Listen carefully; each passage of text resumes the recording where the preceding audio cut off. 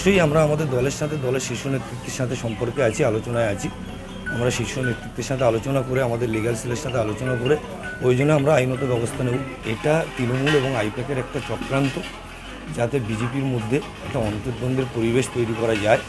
কারণ আমাদের জেলা সভাপতি অত্যন্ত দক্ষ সংগঠক এবং পার্টির সর্বস্তরের কার্যকর্তার সাথে ওনার সুন্দর তালমিল। আমাদের 31 জন মণ্ডল সভাপতির সাথে ওনার অতীব সুসম্পর্ক, আমি যেটা উপলব্ধি করেছি। এবং জেলা সভাপতি আমাদের তাপসদার নেতৃত্বে সন্দেশখালীতে ভারতীয় জনতা পার্টির সংগঠন যেভাবে ত্বরান্বিত হয়েছে, তাতে তৃণমূল ভীত। এই পরিস্থিতিতে তৃণমূল এবং আইপ্যাক আমাদের পার্টির মধ্যে একটা অন্তর্দ্বন্দ্ব এবং অবিশ্বাসের বাতাবরণ তৈরি করার জন্যে এই ধরনের যোগসাজশ করছে। এটা আমার খুবই পছন্দের, কারণ তৃণমূল ভয় পেয়েছে, এর দ্বারা প্রমাণিত হচ্ছে।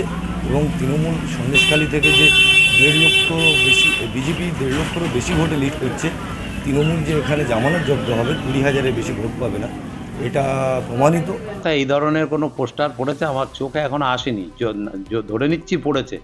পড়ার পরে আমি দেখলাম, শুনছি যেটা, যে ওই পোস্টারটা লিখেছে নাকি দলের অন্তর থেকে কারা লিখেছে।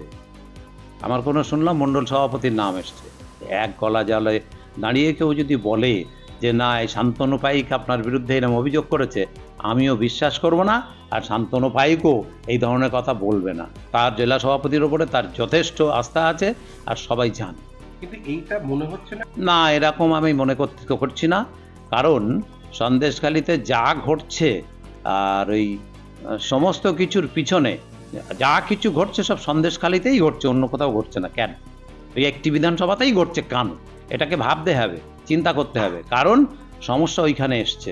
তৃণমূল বুঝছে যে এখানে আমার পরিস্থিতি খুব ভয়ঙ্কর, খুব খারাপ অবস্থা, তাই না? সেই কারণেই এর পিছনে তৃণমূলের চক্রান্ত রয়েছে। এখন এটা ঠিক নেই।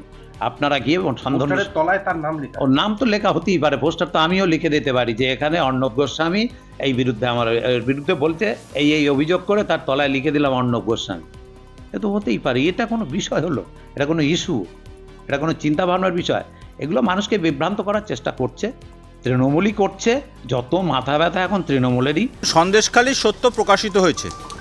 সন্দেশখালী যে একটা বিজেপির ষড়যন্ত্র ছিল, চক্রান্ত ছিল, সেটা বাংলার মানুষের কাছে সত্য প্রকাশিত হয়েছে।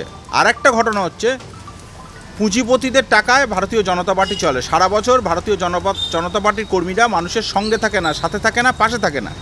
পুঁজিপতিদের টাকা বিজেপির জেলা সভাপতির কাছে আসছে। জেলা সভাপতির কাছে কতটুকু থাকবে, মণ্ডল সভাপতির কাছে কতটুকু থাকবে, এই নিয়ে ওরা গোষ্ঠীদ্বন্দ্বে জড়িয়ে পড়েছে। ওরা ভোট করবে কি? ওরা পুঁজিপতিদের লুটের টাকা কীভাবে নিজেরা লুট করে খাবে, এই কারণেই মণ্ডল সভাপতি, জেলা সভাপতিরা লড়াইয়ে নেমে পড়েছে। ওরা ভোট করার মতন ওদের মানসিকতাই নেই।